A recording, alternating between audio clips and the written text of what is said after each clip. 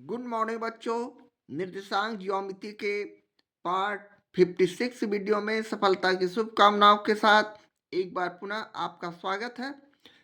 Chapter 7 का लघुत्तरीय प्रश्न का लेते हैं 29वां प्रश्न। वाई अक्ष पर वह बिंदु ज्ञात कीजिए जो बिंदुओं 8,0 और 8,10 से समदूरस्थ है। तो हम अपने सॉल्यूशन में सबसे पहले एक कार्तिकीय तल यहाँ बनाकर आपको हम यहाँ दिखा सकते हैं। ये हमारा एक्स और एक्स डैश और ये वाई और वाई डैश हमारा कार्तिकीय तल है। इस पर कोई बिंदु वाई अक्ष पर सपोज दैट पी है। अब यह वाई अक्ष पर है तो स्वाभाविक है हमारा एक्स 0 और वाई ही रहेगा निर्देशांक इसका। अब यहाँ से समदूरस्थ यानी समान दूरी पर ए और बी दो बिंदु है। सपोज दैट इस तरह ए और इस तरह बी, ये दो बिंदु है जिसका नियामक 8,0 ए का नियामक और बी का 8,10 के रूप में दिया हुआ, ये बी बिंदु है। इस तरह अब इसका दूरी निकालने के बाद अब हमें इसका सब निकालना है। वाई एस पर वह बिंदु जो पी है इसका नियामक निकालना है। तो चलें हम उसी तरह इसे लैंग्वेज का रूप दे सकते हैं यानी लिख सकते हैं। मान लिया कि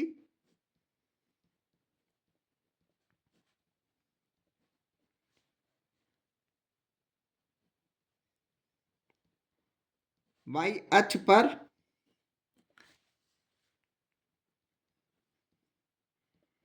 स्थित बिंदु पी है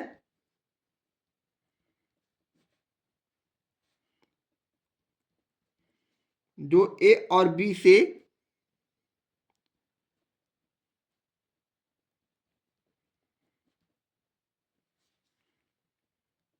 समदूरस्थ है यानी समान दूरी पर है।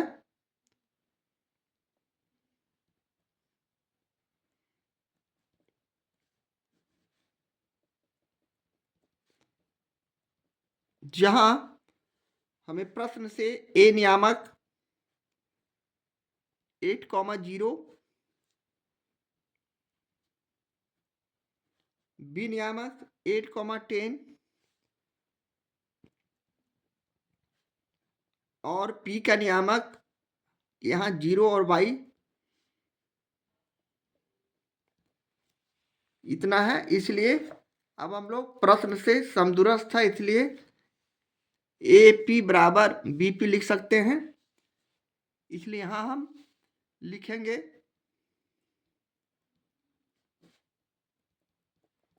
प्रश्न से A P equal to B P. अब हम दूरी सूत्र से ए पी की दूरी निकाल सकते हैं। हमारे पास सूत्र है x1 माइनस x2 का whole square plus y1 minus y2 का होल स्क्वायर। दूरी सूत्र से तो ए और पी के नियामक से x1 8 और x2 0 हो जाएंगे। तो यहाँ 8 माइनस 0,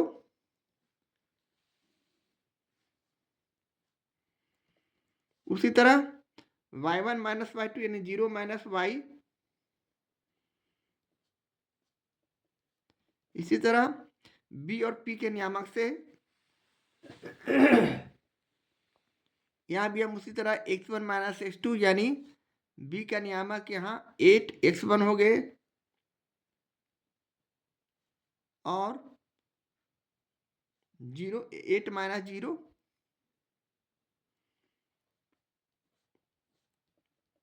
उसी तरह बी और पी के नियामक से यहाँ y1 हो जाएंगे 10 और y2 y। अब हम दोनों पक्ष का वर्ग कर देते हैं।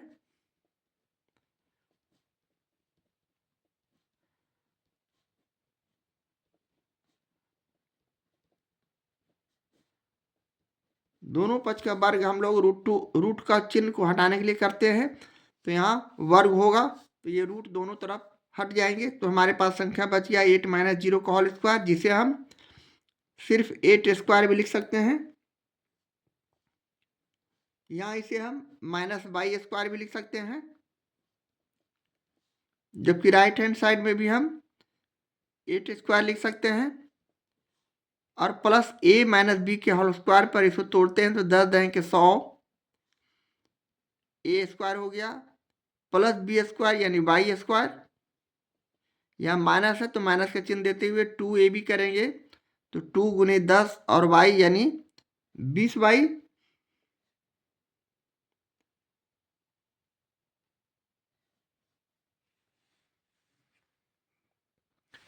अब हम आगे बारी बारी से इसे और हल करते हैं। 8 को 2 बार गुना करेंगे 64 माइनस y को 2 बार गुना करेंगे प्लस y स्क्वायर। इसी तरह 8 को 2 बार तो 64 अठी 64 plus 100 plus y square minus 20y। हम इसे और छोटा करते हैं यानी 64 प्लस y स्क्वायर 100 और 64 को जोड़ दिए या इसे रहने देते हैं और हम संख्या को चर और अचर पद को एक जगह लाकर इसे हल करेंगे। यानी हम 64 प्लस y स्क्वायर न लिखकर यहाँ माइनस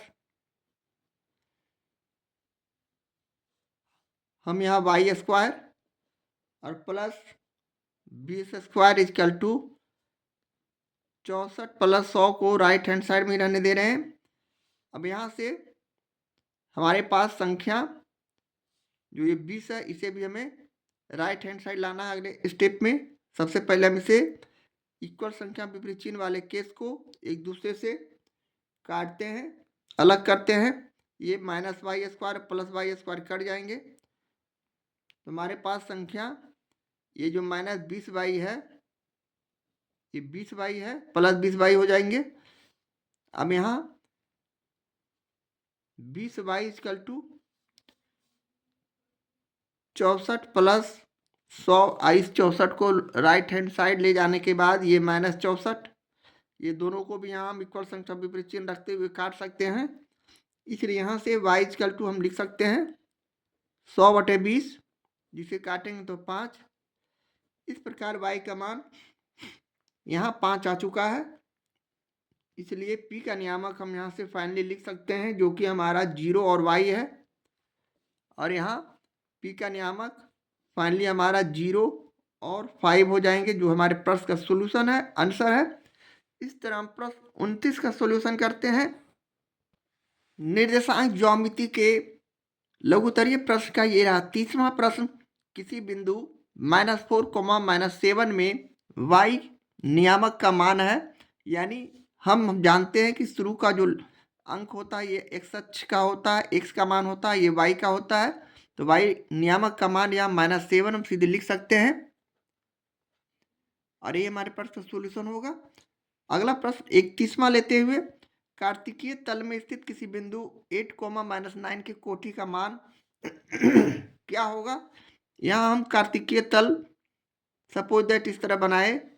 ये हो गया y अक्ष, ये हो गया x अक्ष जिसे हम x और x डैश और y डैश के रूप में लिखते हैं। ये O बिंदु हो गया मिलान बिंदु को, ये मूल बिंदु हो गया।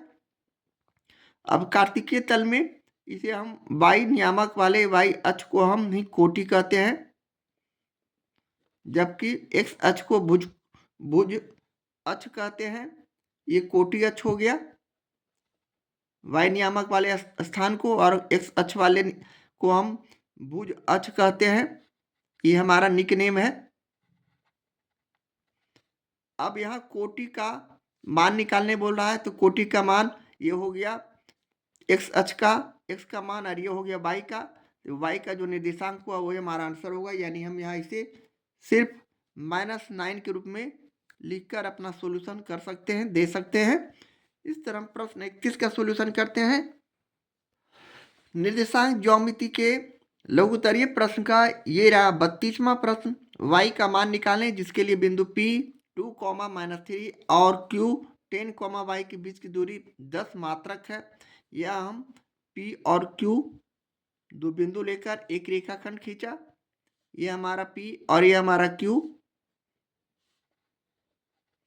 P का नियामक प्रश्न से 2, -3 जबकि Q का नियामक 10, y के रूप में दिया हुआ है। P और Q के बीच का दूरी भी दिया हुआ है जो कि 10 मात्रक है। तो हमें यहाँ से y का मान निकालना है, तो हम उसी तरह लिख सकते हैं, यानी दिया है P नियामक 2, -3, Q नियामक 10, y और PQ इक्वल टू 10 मात्रक। यहां से हम लिख सकते हैं x1 equal to x2 equal to क्रमशः 2 और 10, y1 equal to y2 equal to भी लिख सकते हैं -3 और y। इसलिए अब हम दूरी सूत्र से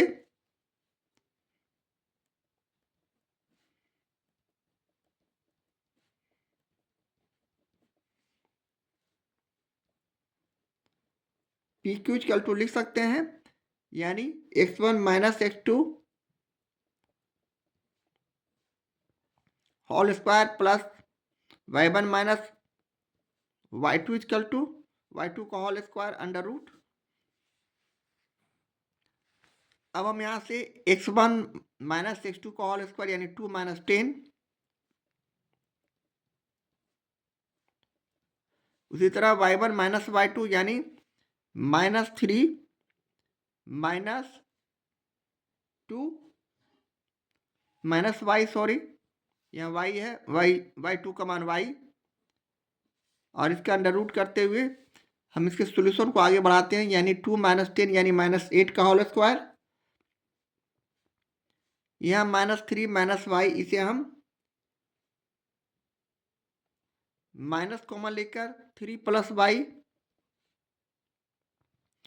इस तरह भी लिख सकते हैं, जो कि प्लस हो जाएगा स्क्वायर रहने के कारण। अब हम दोनों पक्ष का वर्ग करते हैं। यहाँ हम PQ का मान 10 लिखना भूल गए हैं, यानी PQ का दूरी 10 मात्रक दिया हुआ है। अब हम स्क्वायर रूट को हटाने के लिए दोनों पक्ष का वर्ग करेंगे।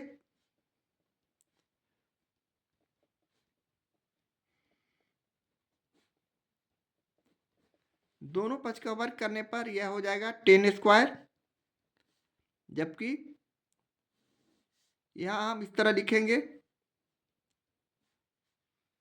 इसका स्क्वायर करते हैं तो इसे हम सिर्फ 3 + y भी लिख सकते हैं स्क्वायर।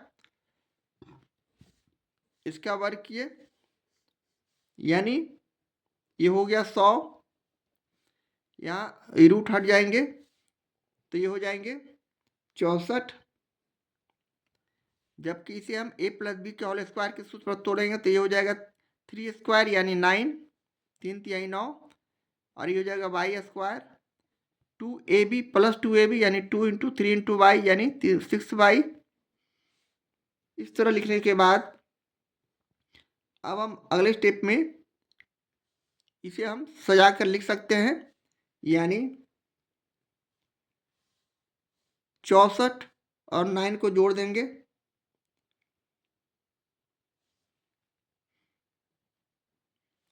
100 में 64 + 9 को हम घटाएंगे तो हो जाएगा माइनस, इसे हम लाएंगे लेफ्ट हैंड साइड, 9 × 4 = 13 के 3 हासिल 1 6 1 7 73 इक्वल टू यहाँ राइट हैंड साइड में y स्क्वायर प्लस 6y रखते हुए हम इसे घटाते हैं तो ये हमारा संख्या हो जाएगा 27, 10 में से 3 गया तो 7, और यहाँ बच गया 9, 9 में से 7 गया 2 यानी 27 equal to y square plus 6y, जिसे हम सजाकर y square plus 6y minus 27 लिख सकते हैं। यहाँ 27 को राइट हैंड साइड लाए तो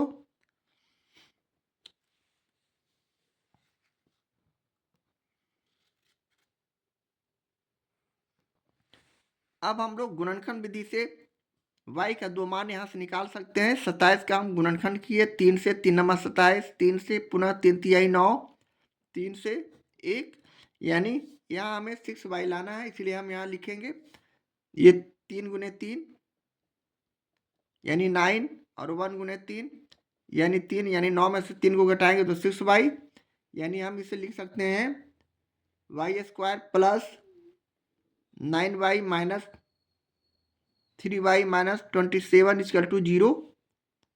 यहाँ से हम y कॉमन लेने के बाद y प्लस 9 और यहाँ माइनस 3 कॉमन लेने के बाद y प्लस 9 इक्वल टू 0 लिख सकते हैं। और अगले स्टेप में हम y प्लस 9 का कॉमन लेने के बाद हमारे पास संख्या y माइनस 3 बच जाएंगे और इक्वल टू 0। अब यहाँ से लिख सकते हैं चूंकि y प्लस 9 इक्वल टू 0, इसलिए y इक्वल टू माइनस 9। उसी तरह y माइनस 3 बराबर 0, इसलिए y इक्वल टू यहाँ भी हम प्लस 3 लिख सकते हैं। इसलिए फाइनली हमारा result y equal to minus 9 और 3 जो हुए हमारे इस प्रश्न का सोल्यूशन हुए, आंसर हुए, y का मान हुए। और ये हमारे प्रश्न का सोल्यूशन है, आंसर है। इस तरह हम प्रश्न 32 का सोल्यूशन करते हैं। निर्देशांक ज्योमेट्री के लघुत्तरीय प्रश्न का ये रहा आपका 33वां प्रश्न। यदि बिंदुएं a, 0, 0, b और 1, 1 संरेख हो तो 1/a plus 1/b equal to क्या होगा। तो चलें हम इसे उसी तरह मान लेते हैं। यानी मान लिया कि यहाँ a नियामक a, 0, b नियामक 0, b और बिंदु C का नियामक 1, 1 है। यहाँ से हम लोग लिख सकते हैं x1 बराबर, x2 बराबर, x3 बराबर, जो क्रमशः a, 0 और 1 हो जाएंगे। और y1 equal to, y2 equal to, उसी तरह y3 इक्वल टू भी लिख सकते हैं 0, b और 1। अब चूंकि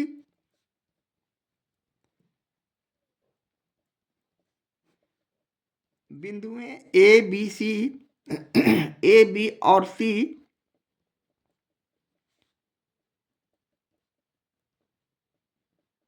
संरेख हैं, यानी एक सीध में है, ऐसे स्थिति में त्रिभुज ABC का क्षेत्रफल बराबर 0 होता है। अब हम त्रिभुज ABC के क्षेत्रफल के लिए सूत्र जानते हैं, यानी 1/2 निरपेक्ष मान x1 y2 minus y3 plus x2 y3 minus y1 plus x3 y1 minus y2 और इक्वल टू 0। अब यहाँ से हम लोग 1/2 को राइट हैंड साइड ले जाते हैं तो ये 0 गुने 1/2 2/1 हो जाएंगे, जो कि 0 हो जाएगा, यानी 1/2 हमारा 0 में बदल जाएगा। तो हमारे पास संख्या मोड ऑफ अंदर वाला संख्या सिर्फ बच जाएगा, जिसे हम आगे इस तरह लिख सकते हैं। x1 का मान a, यहाँ से हम सारे मान को यहाँ रख रहे हैं, यानी y1 y2 माइनस y3 यानी b माइनस 1 प्लस उसी तरह x2 का मान 0 और y3 माइनस y1 करेंगे तो 1 माइनस 0 प्लस x3 का मान यहाँ 1 है, सॉरी, और y1 माइनस y2 करेंगे तो 0 माइनस b इक्वल टू 0। पुनः हम इसे और आगे हल करते हैं तो a में b से गुना करेंगे a में माइनस a का गुना करेंगे माइनस a, यहाँ ये सभी 0 हो जाएंगे। 1 में हम यहाँ 0 का गुना करेंगे 0, 1 में माइनस b का गुना करेंगे माइनस b इक्वल टू 0। अब इसका हम लोग पॉजिटिव मान लेते हैं तो ये हमारा निरपेक्ष मान का चिन्ह हट जाएगा और हम सीधे इसे डायरेक्ट लिख सकते हैं AB minus A minus B is equal to 0। अब यहाँ से हम लोग ए बी का संख्या निकाल सकते हैं। ए बी इजकल टू लिख सकते हैं, सभी को पॉजिटिव बना देंगे, धनात्मक। राइट हैंड साइड जाने के बाद चिन्ह का परिवर्तन, यानी ए प्लस बी। यहाँ से हम ए बराबर लिख सकते हैं ए प्लस बी और बटे बी। और अगर बी निकालना हो तो हम यहाँ से बी बराबर भी निकाल सकते हैं ए प्लस बी बटे ए, एक दूसरे का विपरीत, यानी ए का मान रखने पर ही बी बटा हो जाएगा, अब बी का मान निकालने पर ए बटा में हो जाएगा। इस तरह ए और बी का मान निकालने के बाद अब हम अभिष्ट व्यंजक जो प्रश्न में दिया हुआ है उसे हम लिखेंगे और उसका मान निकालेंगे। यानी अभिष्ट व्यंजक इजकल टू लिखते हुए 1/a प्लस 1/b करते हुए हम इसे 1/a, यानी a का मान यहाँ हमने a प्लस बी और बटे b लाया है।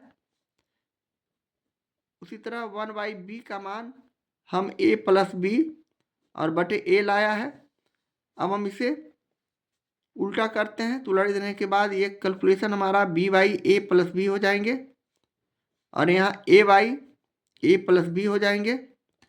अब इसे हम भिन्न का जोड़ जिस तरह बनाते हैं, यानी लघुत्तम समावर्तक निकाला तो a प्लस बी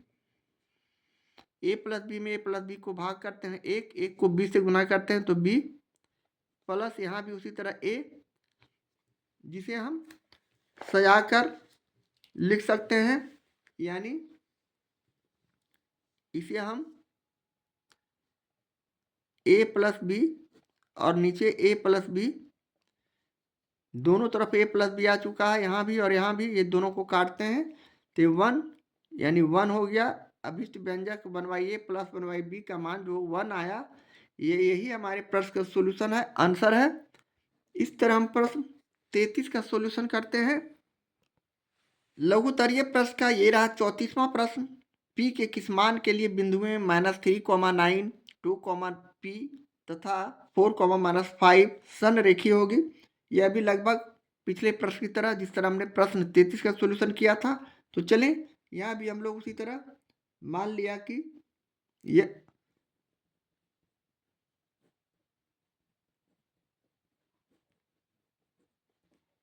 यहाँ a का नियामक -3,9, b का नियामक 2, p और उसी प्रकार c का नियामक 4, -5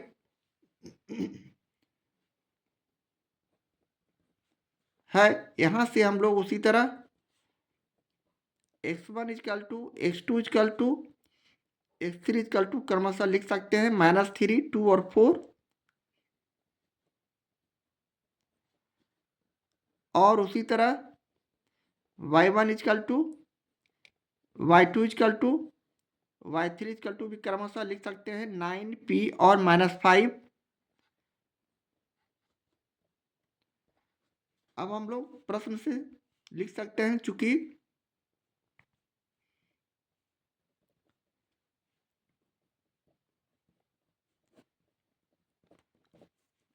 प्रश्न से बोला जा रहा है कि बिंदुएं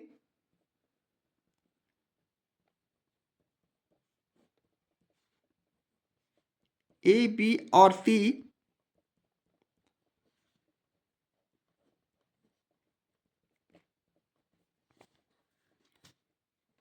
संरेख हैं। ऐसे स्थिति में त्रिभुज ABC का क्षेत्रफल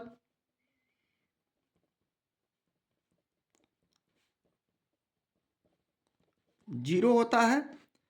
तो अब हम यहाँ से त्रिभुज के क्षेत्रफल का सूत्र का प्रयोग करेंगे, यानी हम यहाँ लिख सकते हैं 1/2 mod ऑफ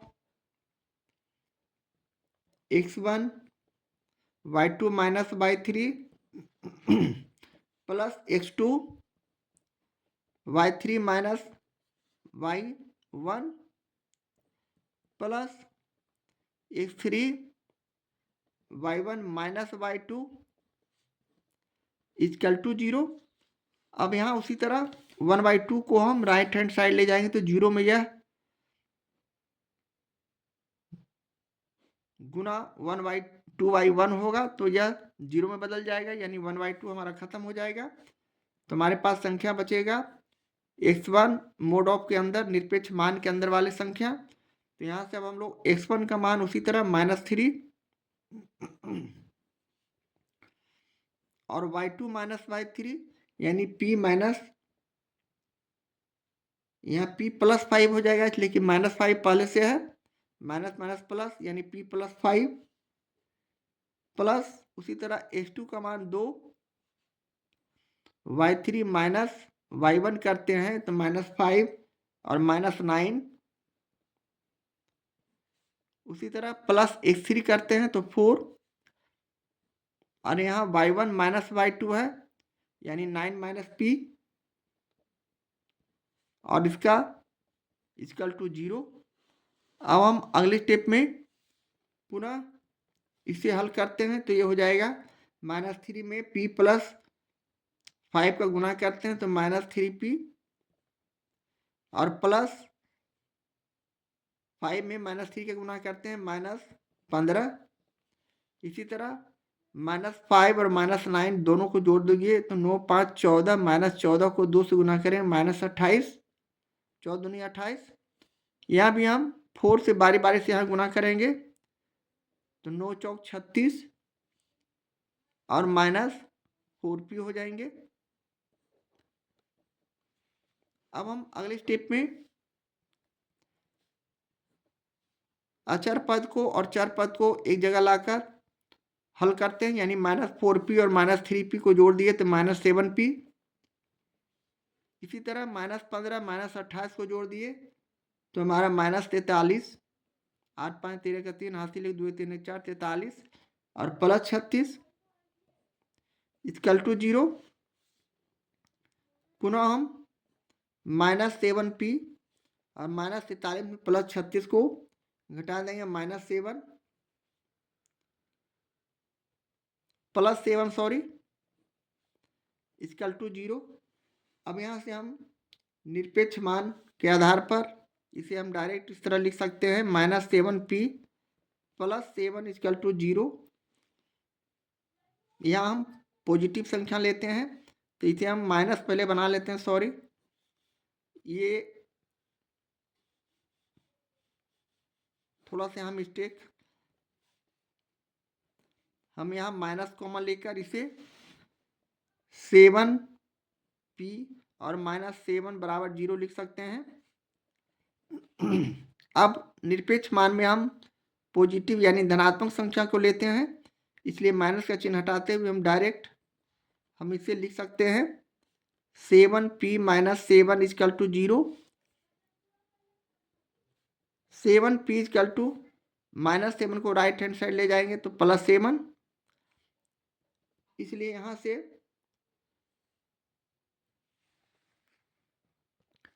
हम क्षमा चाहते हैं, यहाँ हमारा कैलकुलेशन थोड़ा सा गलत हो गया है। -43 में +36 को हम घटाते हैं तो माइनस का चिन्ह यहाँ होगा, इसलिए हमारा प्रश्न गलत बनते जा रहा था। माइनस का यहाँ प्लस हो जाएगा कॉमा लेने के बाद, तो यहाँ भी प्लस हो जाएगा। अब इसे राइट हैंड साइड लाएंगे तो ये चिन्ह -7 हो जाएगा। अब हम सही चल रहे हैं, इसलिए p इक्वल टू यहाँ -7/7 करने के बाद इसे हम काटते हैं तो -1, यानी -1 जो आया p का मान आया, यही हमारे प्रश्न का सोल्यूशन है, आंसर है। इस तरह हम प्रश्न 34 का सोल्यूशन करते हैं। निर्देशांक ज्यामिति के लघुत्तरीय प्रश्न का ये रहा 35वां प्रश्न, जो कि इस लघुत्तरीय प्रश्न का अंतिम प्रश्न भी है। सिद्ध करें कि बिंदुओं 5, -2, 6, 4 तथा 7, -2 एक समद्विबाहु त्रिभुज के शीर्ष हैं। यहाँ हमने एक त्रिभुज बनाया जिसका नियामक इस प्रकार ABC दिखाते हुए हमने यहाँ A का नियामक 5, -2, B का नियामक 6, 4 और C का नियामक 7, -2 के रूप में दिखाते हुए इस त्रिभुज को हमें दिखाना है क्या एक समद्विबाहु त्रिभुज के शीर्ष हैं। तो सबसे पहले हम लोग इसमें से AB, BC और AC यानी 3 बिंदु का 3 रेखाखंड का हम लोग दूरी सूत्र से दूरी निकालेंगे। यानी सबसे पहले हम लोग मान लेते हैं, यानी मान लिया कि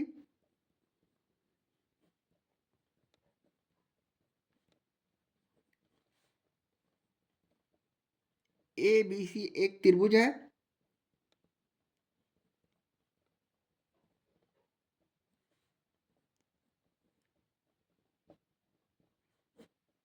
जिसके शीर्षों के नियामक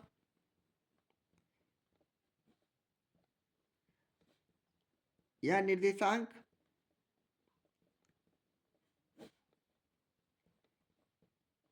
क्रमशः ए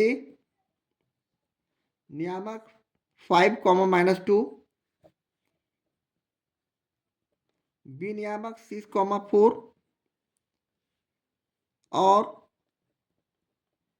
सी नियामक 7, -2 है।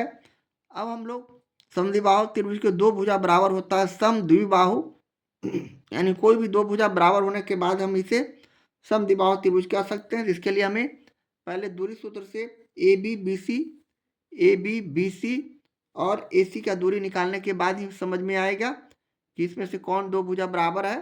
तो चलें दूरी सूत्र से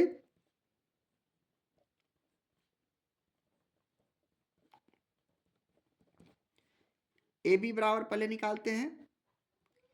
यहाँ हम उसी तरह x1 - x2 ए और बी के नियामक से करेंगे। ए और बी के नियामक से x1 5 और x2 6 हो जाएंगे, यानी 5 माइनस यहाँ 6 करेंगे।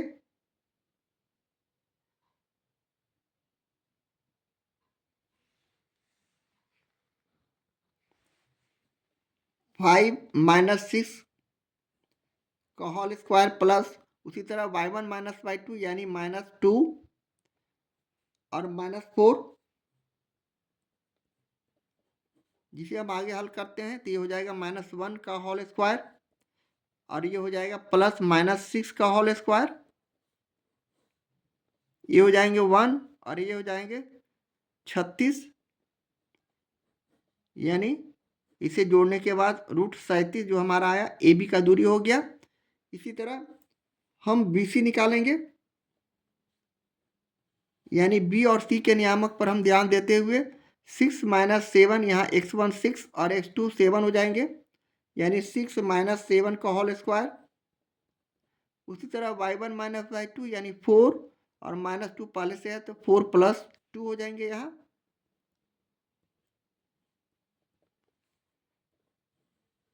यह 6 में -7 गया तो -1 का होल स्क्वायर और यहाँ 4 + 2 करते हैं तो 6 स्क्वायर, ये 1 हो जाएंगे और ये 36, यानी यह भी भुजा √37 आ चुका है।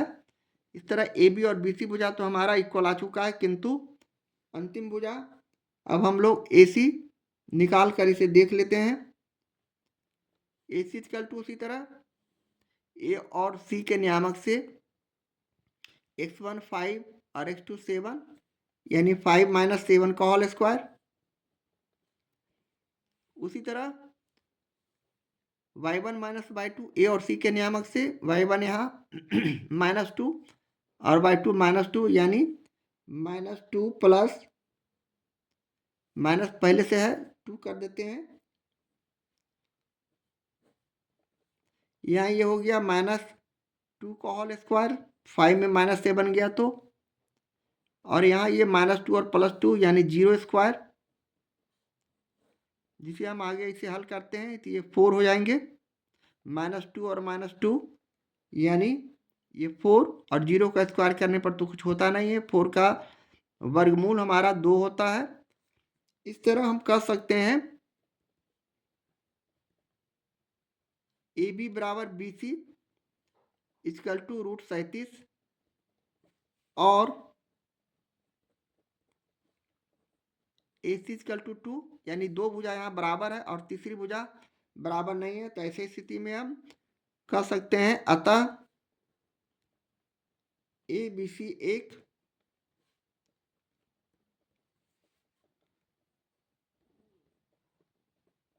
समद्विबाहु त्रिभुज के शीर्ष हैं